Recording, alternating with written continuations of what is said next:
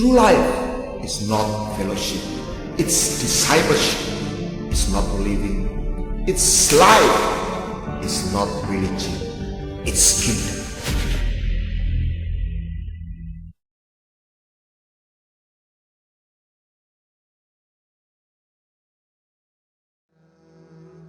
Sama seperti Bartimeus satu kali berdiri di hadapan Engkau, berseru dari belakang, Yesus anak Daud, kasihanilah aku. Kami belajar bahwa kata kasihanilah aku adalah ingatlah pada perjanjianmu, ingatlah pada kasih setiamu, cinta yang muncul karena Engkau mengikatkan dirimu dengan kami.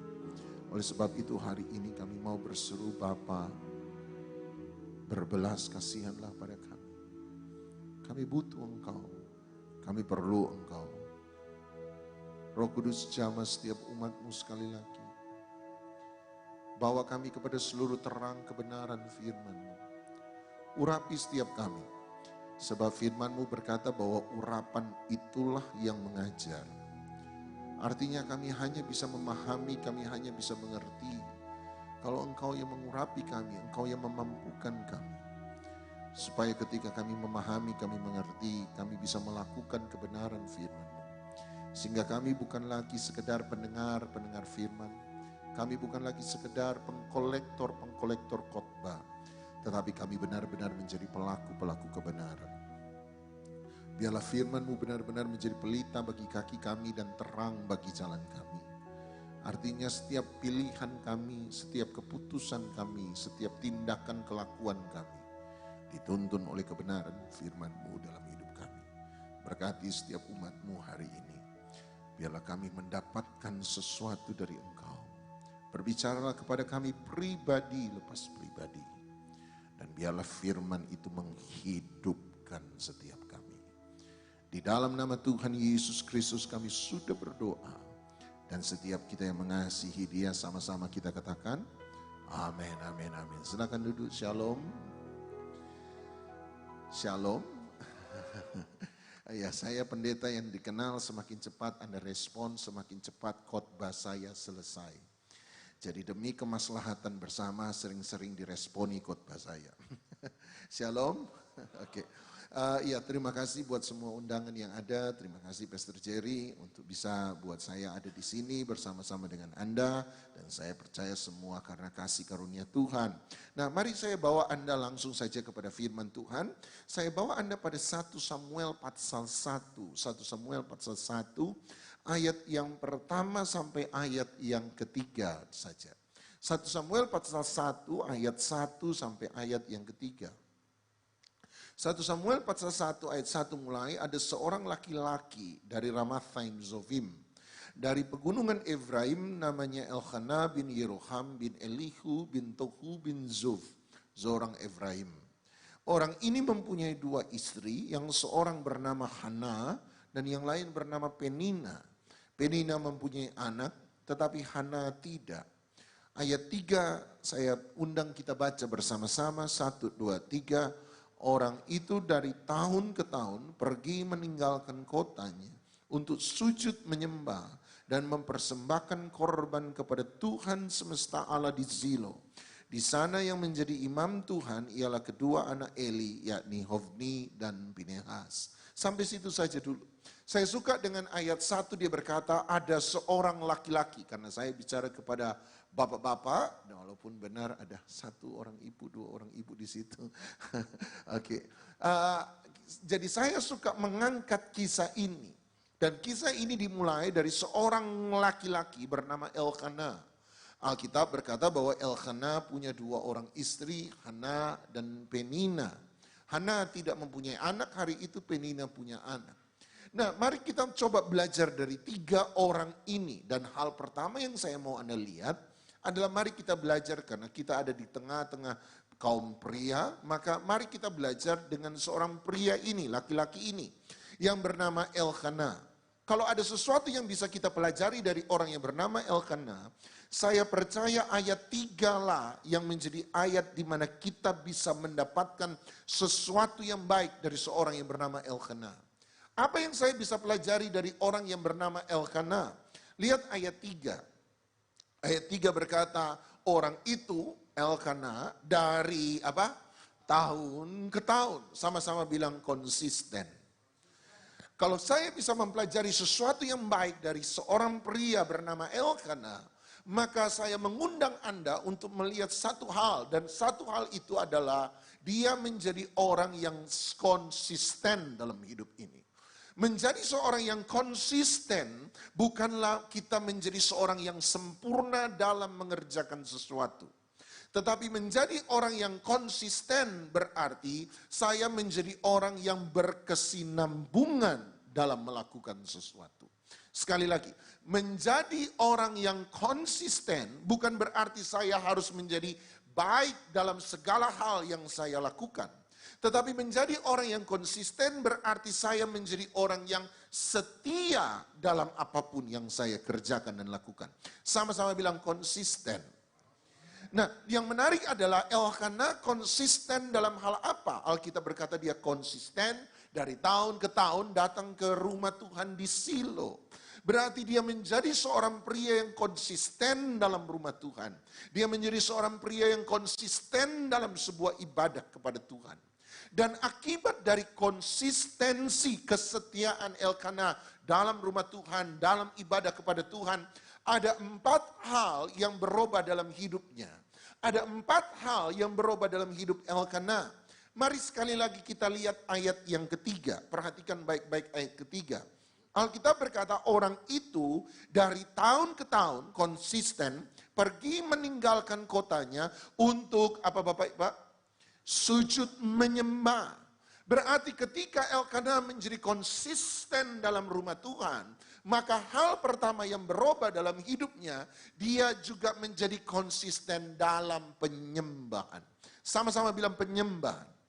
Artinya ketika dia dari tahun ke tahun hadir di rumah Tuhan, dari minggu ke minggu kita datang ke rumah Tuhan, dari bulan demi bulan kita ada dalam ibadah, kita mendengar firman Tuhan, maka nomor 1 kita harus bertumbuh, kita harus menjadi konsisten dalam penyembahan, dalam kehidupan rohani kita di hadapan Tuhan. Semakin Anda datang kepada Tuhan, semakin Anda setia dalam ibadah di rumah Tuhan, seharusnya pengenalan Anda akan Tuhan semakin dalam. Seharusnya iman Anda kepada Tuhan semakin kuat. Seharusnya pengharapan Anda kepada Tuhan semakin teguh dan tidak mudah digoyahkan. Seharusnya cinta kita kepada Tuhan dan kepada sesama semakin lebih baik dan lebih baik dan lebih baik. Kalau kita datang minggu lepas minggu, bulan demi bulan, tahun ke tahun, dalam rumah Tuhan, tetapi tidak membuat kehidupan rohani kita bertumbuh, maka ada sesuatu yang salah dalam konsistensi kita di rumah Tuhan. Oleh sebab itu nomor 1, ketika Elkana menjadi konsisten dalam rumah Tuhan, nomor 1, dia menjadi konsisten dalam penyembahan. Tetapi saya suka perhatikan sekali lagi ayat 3. Sebab ketika Alkitab berkata dia sujud menyembah, Alkitab tidak memberi titik, Alkitab tidak memberi tanda koma, tetapi Alkitab memberi kata dan. Berarti penyembahan selalu punya pasangannya. Penyembahan tidak pernah berdiri sendiri. Dan apa pasangan dari penyembahan? Sama-sama berkata sujud menyembah dan sama-sama bilang mempersembahkan. Berarti hal kedua yang berubah dalam hidupnya, dia bukan hanya menjadi konsisten dalam penyembahan, tetapi dia menjadi konsisten dalam persembahan. Sama-sama bilang persembahan. Penyembahan tanpa persembahan bukanlah penyembahan sama sekali. Penyembahan tanpa persembahan bukanlah penyembahan sama sekali. Sekali lagi saya tadi sudah katakan pada Anda, semakin cepat Anda bilang amin, semakin cepat khotbah saya selesai. Nggak ada yang bilang amin, bakal panjang, terlambat. Bakal panjang khotbah hari ini. Penyembahan tanpa persembahan bukanlah penyembahan sama sekali. Sebab penyembahan harus selalu diwujudkan dalam bentuk persembahan. Ya Bapak, mereka jelas-jelas tahu apa yang mereka perbuat padaku. Penyembahan tidak pernah berdiri sendiri. Penyembahan harus selalu berjalan bersama-sama dengan persembahan. Sebab wujud dari penyembahan dalam hati adalah kita selalu mempersembahkan kepada pribadi yang kita sembah.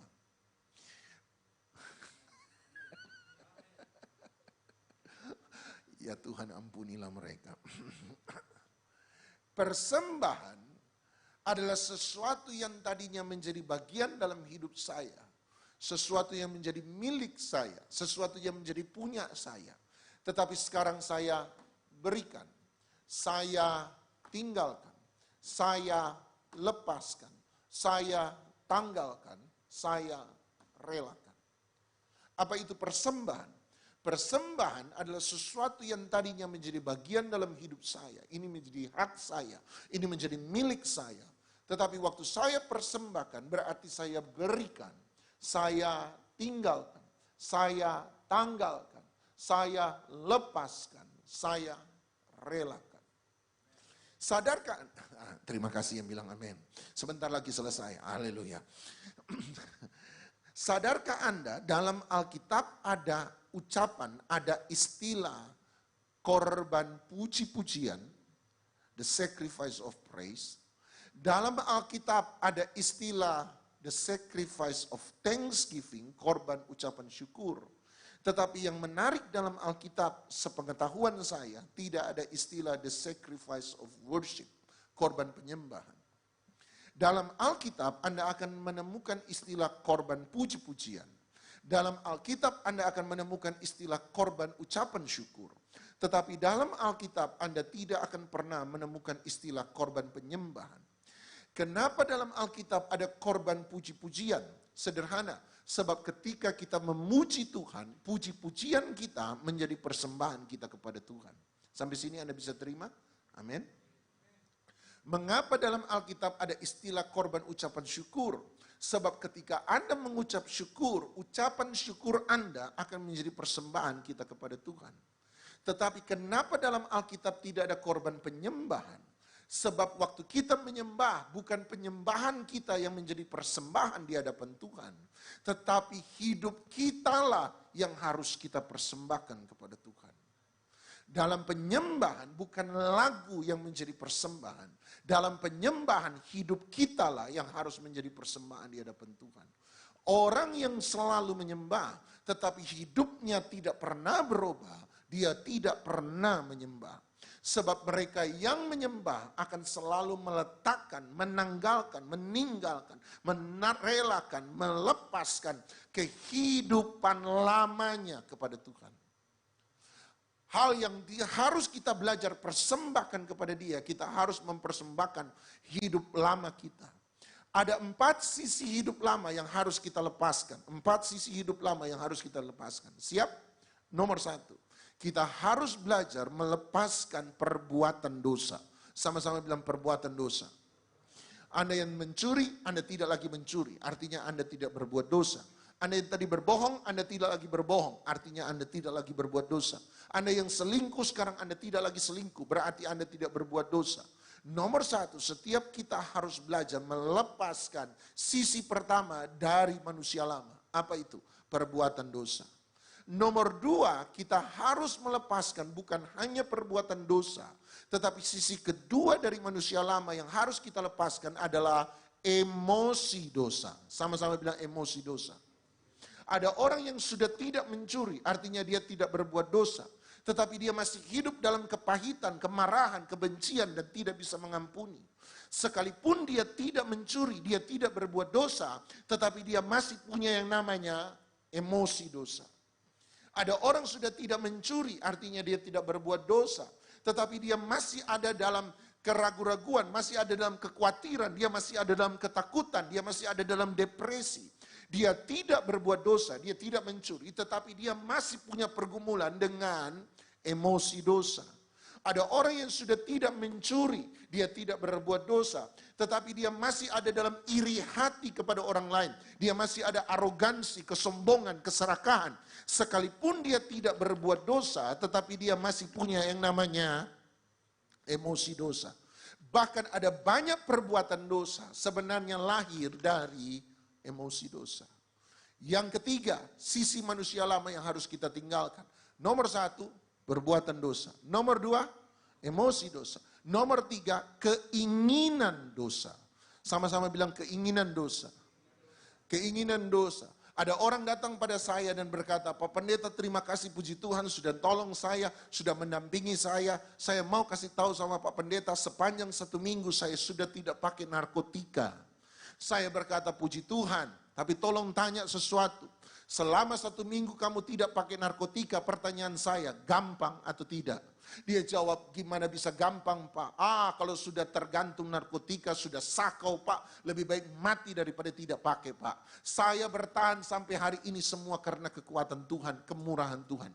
Saya jawab sederhana, berarti selama 1 minggu dia tidak pakai narkotika, selama 1 minggu dia tidak berbuat dosa. Tetapi walaupun dia tidak berbuat dosa selama 1 minggu, keinginan untuk pakai narkotika masih tetap ada. Dia tidak berbuat dosa, tetapi dia harus bergumul melawan keinginan untuk berbuat dosa. Ada orang berkata, terima kasih Pak Pendeta sudah tolong saya selama 1 minggu, saya kasih tahu, saya tidak nonton video pornografi.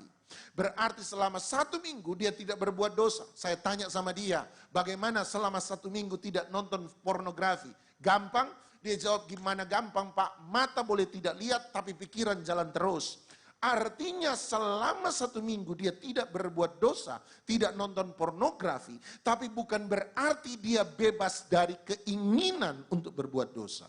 Dia harus bergumul dengan keinginan untuk berbuat dosa. Bahkan sekali lagi, beberapa perbuatan dosa bukan hanya lahir dari emosi dosa, tetapi perbuatan-perbuatan dosa seringkali lahir dari keinginan dosa.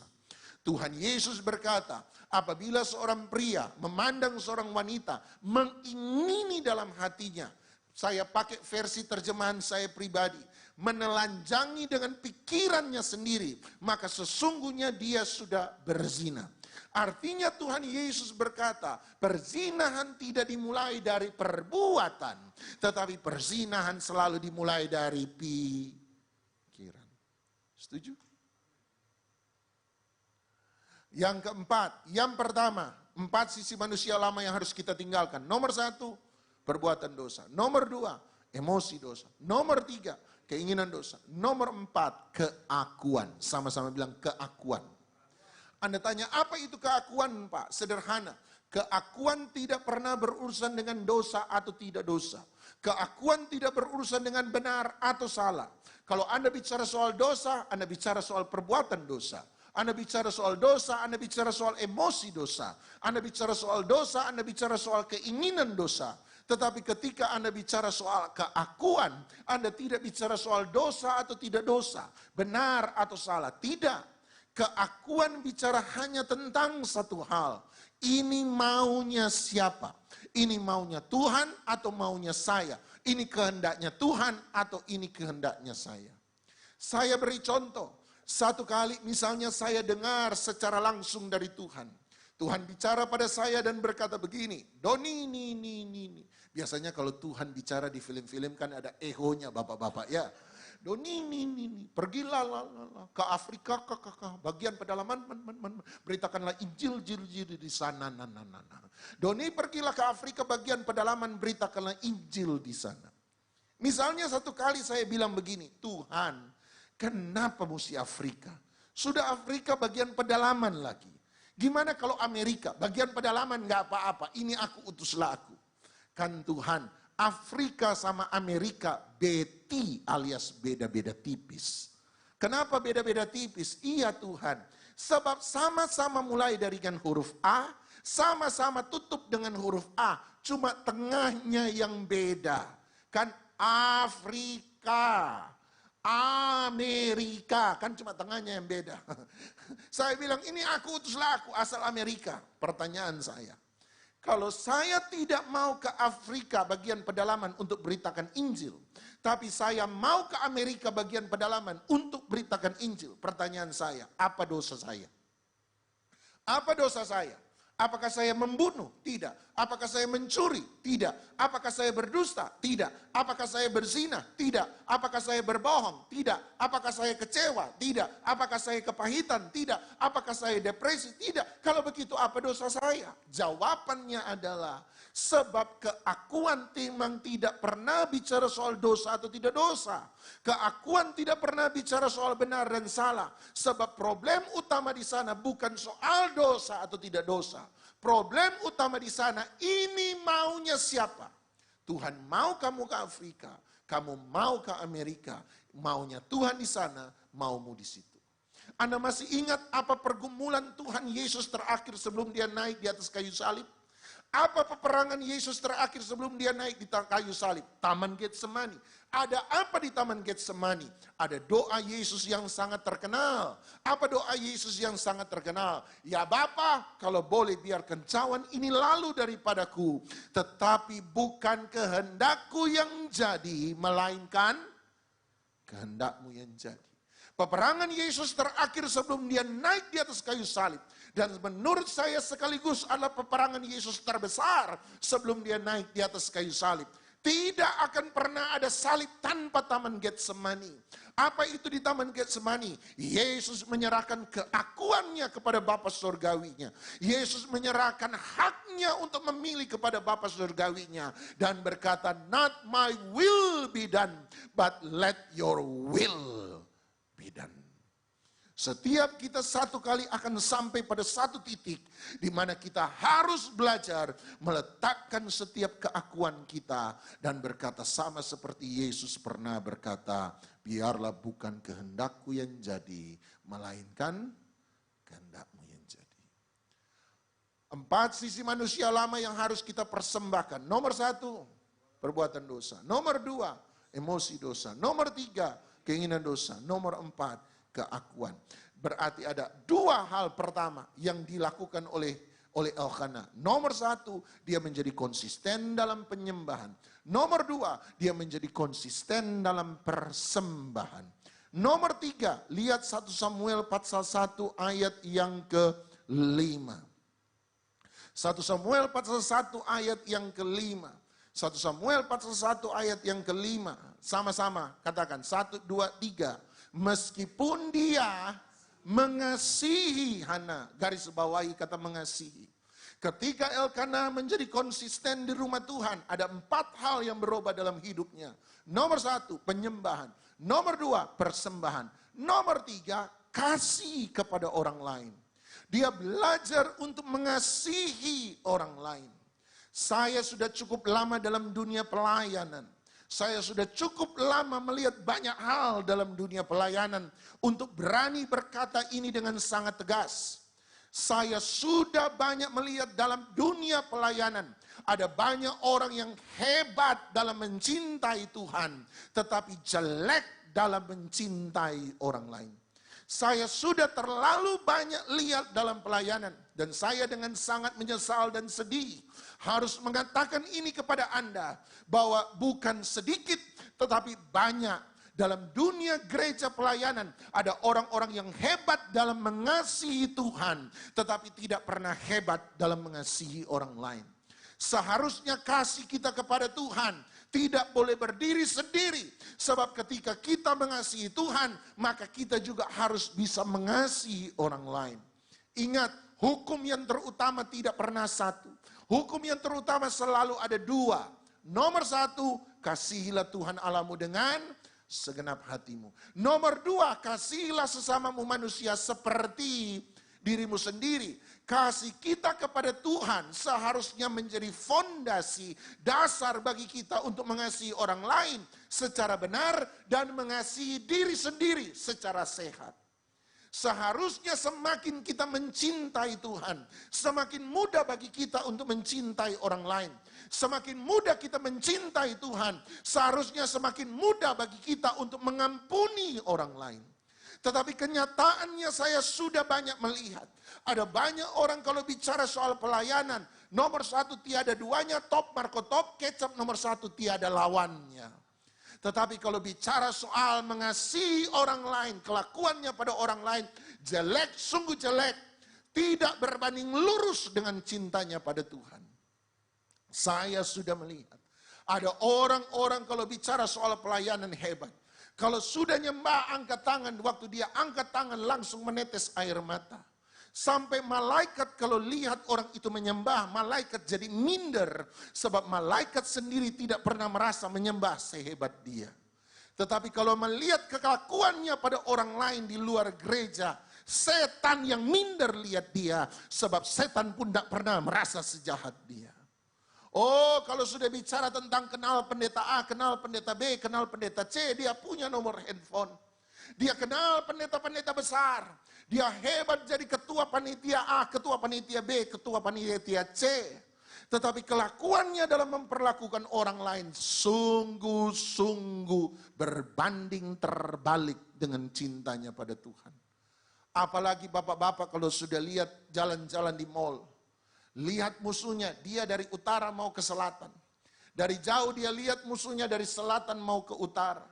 Dia lihat musuhnya tidak lihat. Kalau dia lihat musuhnya tidak lihat, ini badan otomatis putar balik belakang. Langsung pergi. Temannya tanya, kenapa putar balik? Dia bilang ada musuh di sana. Temannya tanya, kenapa emangnya kalau ada musuh? Daripada lihat dia, hilang damai sejahtera. Biasanya jawaban klasik jemaat. Tapi kalau dia di mall dari utara mau ke selatan, dia lihat dari jauh musuhnya ada dari selatan mau ke utara, dia lihat musuhnya lihat. Kalau sudah saling lihat-lihatan begitu, haram hukumnya putar balik. Kalau perlu sengaja dipapasin sekalian. Pas papasan, muka dibuang jauh-jauh. Kasihan muka ganteng-ganteng dibuang, makanya jelek. Bilang sama sebelah, itu muka jangan suka dibuang. Bilang sama sebelah, jelek. Bilang sama sebelah. Orang yang suka marah mukanya jelek. Bilang sama sebelah. Tanya sama dia, muka saya jelek atau ganteng?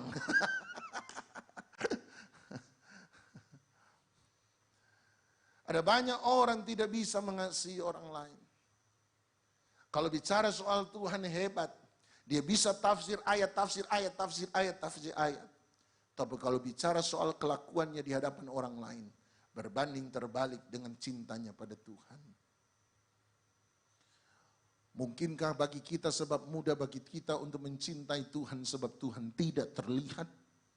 Dan sukar bagi kita melihat mencintai orang lain sebab orang lain bisa kelihatan. Mungkinkah? Tetapi berbeda dengan Elkanah. Dia bukan hanya konsisten dalam penyembahan. Dia bukan hanya konsisten dalam persembahan. Tetapi dia menjadi konsisten dalam kasihnya kepada orang lain. Yang keempat, yang terakhir dari Elkanah ayat 8. Ayat 8 berkata, lalu Elkanah suaminya berkata kepadanya, Hana, mengapa engkau menangis? Mengapa engkau tidak mau makan? Mengapa hatimu sedih? Sampai di situ saja. Hal pertama, Elkanah menjadi konsisten dalam penyembahan. Sama-sama bilang penyembahan. Yang kedua, dia menjadi konsisten dalam persembahan. Sama-sama bilang persembahan. Yang ketiga, dia menjadi konsisten dalam kasih kepada orang lain. Sama-sama bilang mengasihi. Dan yang keempat, dia menjadi konsisten dalam kepedulian. Sama-sama bilang peduli.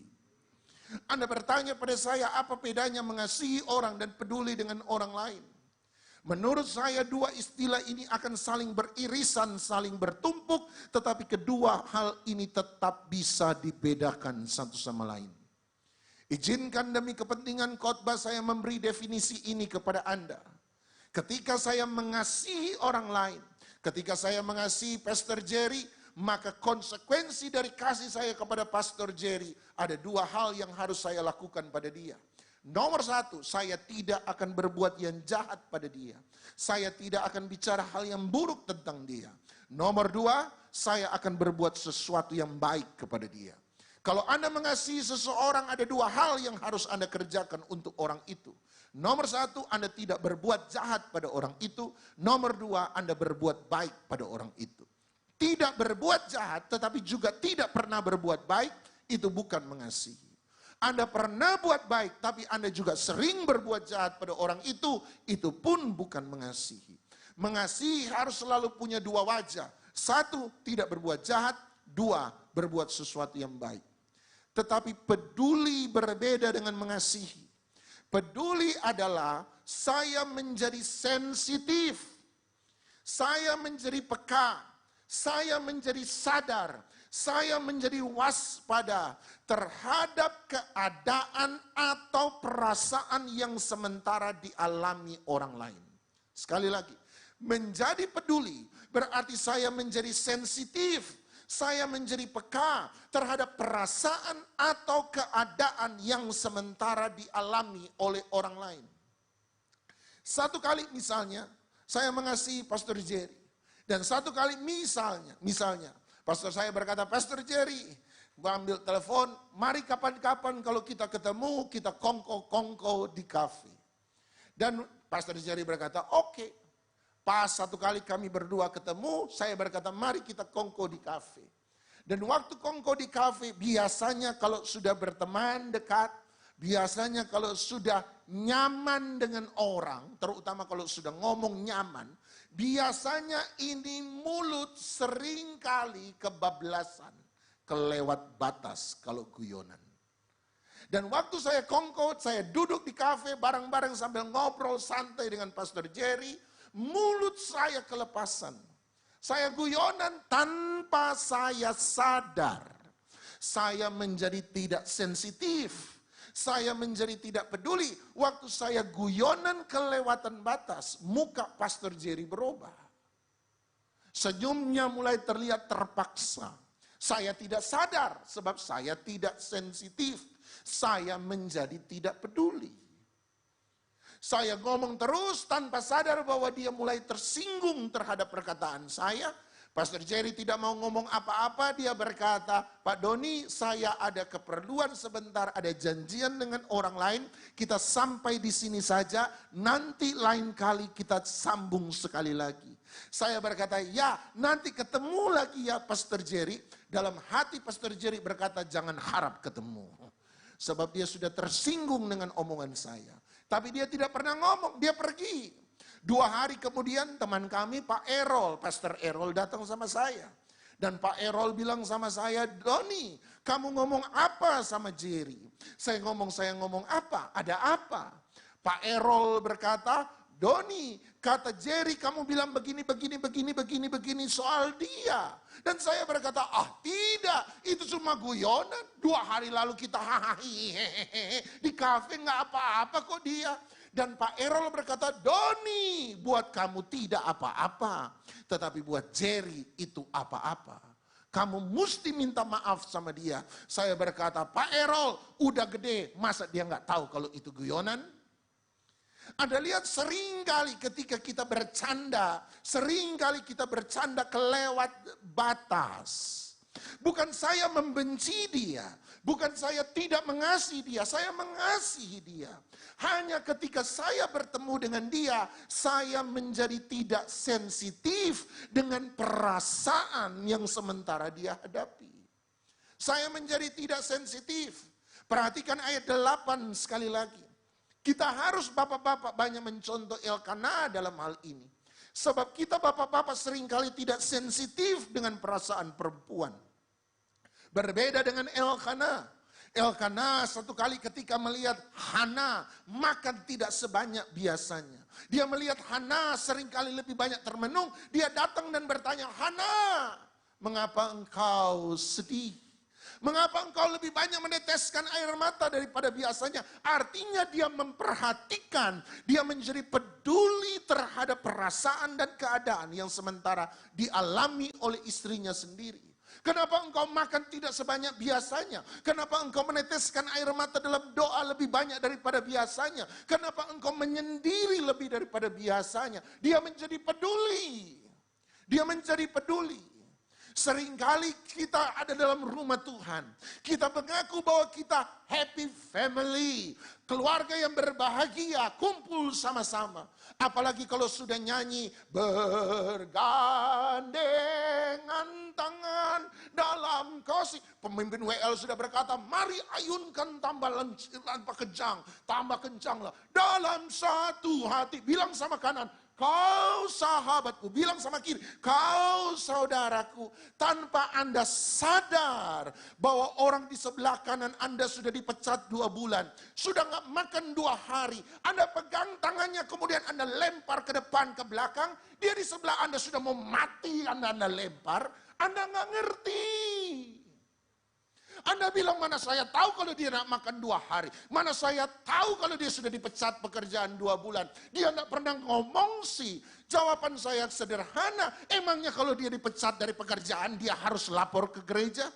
Emangnya kalau dia sudah tidak makan 2 hari dia harus kasih pengumuman kepada semua jemaat?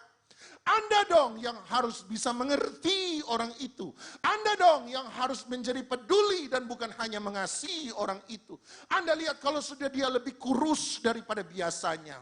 Dia lebih banyak berdiam diri daripada biasanya. Dia tidak seriang biasanya. Anda dong harus punya inisiatif.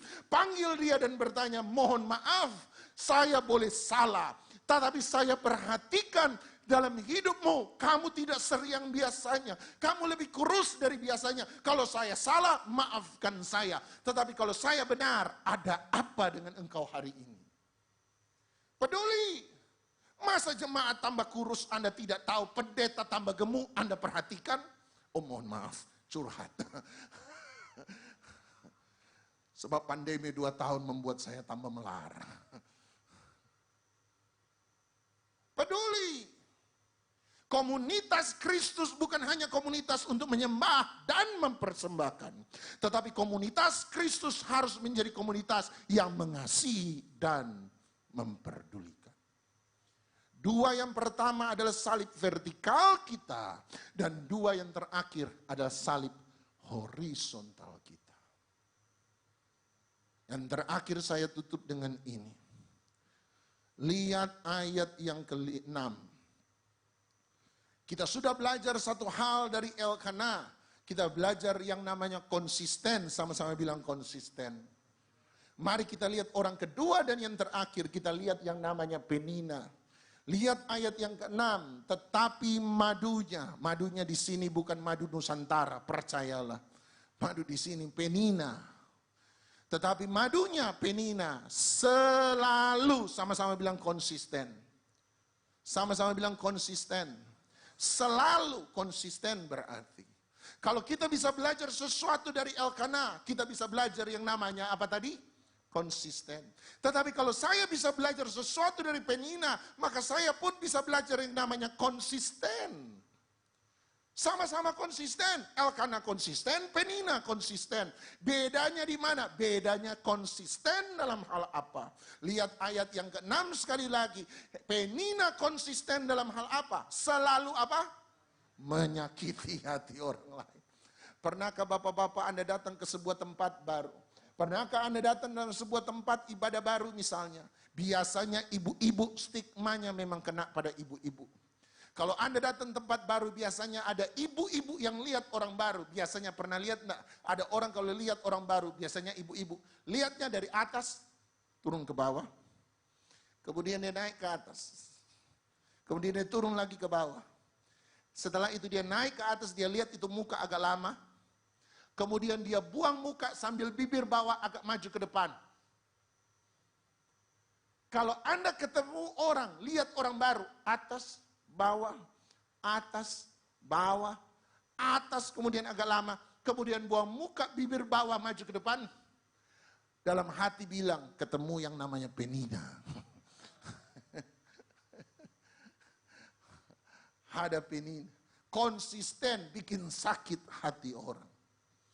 Saya beritahu pada Anda, perbedaan antara Elkana dan Penina satu. Sama-sama konsisten di rumah Tuhan. Elkana datang ke rumah Tuhan, Penina ikut Elkana datang ke rumah Tuhan. Perbedaannya hanya satu.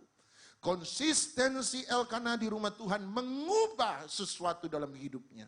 Sementara konsistensi Penina dalam rumah Tuhan, tahun demi tahun datang di rumah Tuhan, dia tidak pernah berubah apapun dalam kehidupannya. Saya beritahu Anda sekarang supaya Anda tidak tanya pada pendeta siapapun juga. Dan mohon maaf, jangan pernah tanya pada saya setelah peristiwa ini, pertanyaan ini. Saya beritahu pada Anda, dalam satu perkumpulan, selalu dalam perkumpulan umat Tuhan, Selalu akan ada dua tipe jemaat di sana. Tipe pertama adalah tipe Elkanah. Semakin sering dia datang di rumah Tuhan, semakin sering dia ada dalam ibadah, hidupnya berubah menjadi lebih baik. Kelakuannya menjadi lebih baik, rumah tangganya menjadi lebih baik, perlakuannya pada orang lain jadi lebih baik, pengenalannya akan Tuhan jadi lebih baik. Tetapi ada tipe kedua dalam rumah Tuhan. Ada orang yang sudah berpuluh-puluh tahun jadi Kristen, tetapi kelakuannya tidak akan pernah berubah, persis kayak Penina. Oleh sebab itu jangan pernah tanya sama saya terutama. Kalau boleh jangan pernah tanya pada pendeta siapapun juga. Pak pendeta, Pak pendeta, Pak pendeta. Itu ibu, itu bapak. Sudah 30 tahun jadi Kristen. Sudah ketua panitia Natal, ketua panitia Paskah, sudah pimpin pujian, sudah bawa firman, sudah jadi WL, sudah jadi panitia ini, panitia itu. Tapi kenapa kelakuannya selalu bikin sakit hati orang lain? Saya jawab sederhana, bilang saja dalam hati kalau lihat orang model begitu, bilang saja dalam hati, dasar Penina. Tapi tolong garis bawahi, bilang dalam hati. Jangan terang-terangan di mukanya dia, dasar Penina. Nanti dia tanya, apa itu Penina? Anda bilang ada pendeta baru khotbah namanya Doni. Tolong tanya sendiri sama dia, jangan. Nanti saya tidak diundang lagi di sini. Ada orang yang tidak akan pernah berubah, tidak akan pernah berubah. Saya berdoa di tempat ini, Anda mengikuti teladan Elkanah, dan jangan pernah ikut teladan Penina.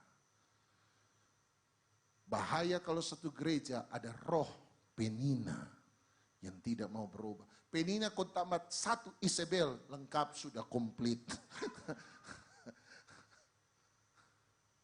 Tapi mari semakin kita setia di rumah Tuhan Bapak-bapak, hidup kita semakin berubah lebih baik. Karena semua sudah bilang amin. Coba dari tadi Anda bilang amin cepat. Khotbah saya selesai.